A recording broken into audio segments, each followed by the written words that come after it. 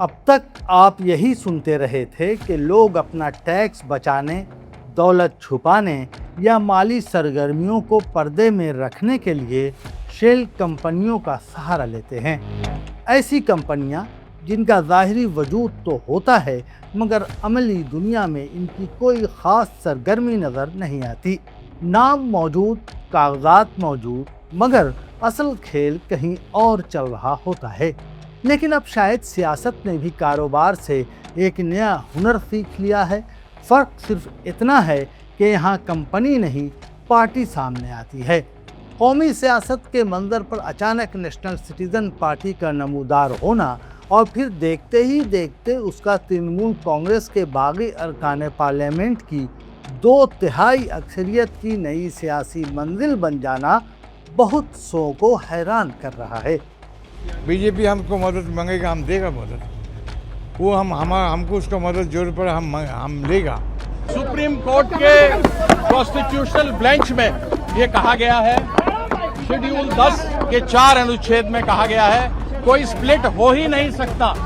अभी nationalist citizen party के साथ हम लोग मर्ज करके एनडीए के साथ काम करेंगे, प्रधानमंत्री नरेंद्र मोदी जी के, हमारे अमित शाह जी के नेतृत्व में। कभी भी पश्चिम बंगाल का पॉलिटिशियन जो भी है ऐसा बिगड़ा हुआ नहीं था। जो भी है, सवाल इस जमात के वजूद से ज़्यादा उसकी अचानक सियासी मरकजियत पर उठ रहा है। सियासी हलकों में बाद लोग इसी कैफियत को तंजन शेल पार्टी कह रहे हैं, यानी ऐसा सियासी प्लेटफॉर्म जो अपनी रवायती अवामी या इंतखाबी क़ुव्वत से नहीं बल्कि किसी बड़ी सियासी हिकमत अमली के अंदर अचानक अहमियत इख्तियार कर ले। और दिलचस्प बात यह है कि ये सवाल किसी एक जमात तक महदूद नहीं रहा। हालिया अरसे में सियासत का एक नया रुझान सामने आता दिखाई दे रहा है, जहां इंतखाबी मार्के से ज़्यादा इंतखाब के बाद की सफ़बंदियाँ अहम बनती जा रही हैं। कल तक सियासी जमातें दूसरी जमातों से लड़ती थीं, आज बाज़ मुबस्सिरीन के मुताबिक उन्हें अपने ही खेमे को जोड़े रखने की फ़िक्र ज़्यादा सताने लगी है। इसी तनाज़ुर में उद्धव ठाकरे की क़यादत वाली शिवसेना में भी अरकान पार्लिमान के मुमकिना इन्हिराफ और नई सफ़बंदियों की इत्तलात ज़ेरे गर्दिश हैं। अगर ये रुझान आगे बढ़ता है और जैसा कि आगे बढ़ता नज़र आ रहा है तो ये महज चंद नशिस्तों की तब्दीली नहीं होगी बल्कि एक वसी तर सियासी तब्दीली का इशारा होगी, जहां जमातें इंतखाबात से कम और इंतखाबात के बाद की सियासी कशिश शकल से ज़्यादा मुतासिर होंगी। यहीं से सवाल सिर्फ सियासी नहीं, जमहूरी भी बन जाता है। आखिर अवाम वोट किस चीज़ को देते हैं?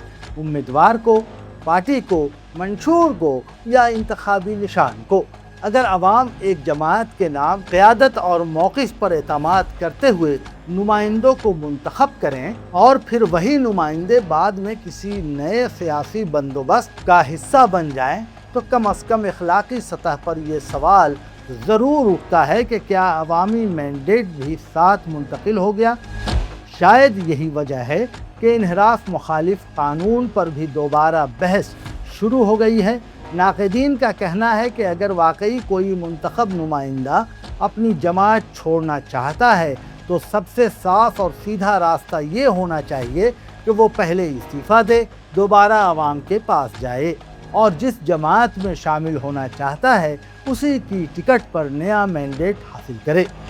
उसके बरखिलाफ़ अगर सियासी वफ़ादारियाँ नशिस्त बरकरार रखते हुए तब्दील होने लगीं तो फिर सवाल सिर्फ कानून का नहीं रहता, अवामी एतमाद का भी बन जाता है। और शायद यही आज की सियासत का सबसे बड़ा तदाद है। इलेक्शन अवाम लड़ते हैं लेकिन असल सियासी बिसात नताइज के बाद बिछाई जाती है।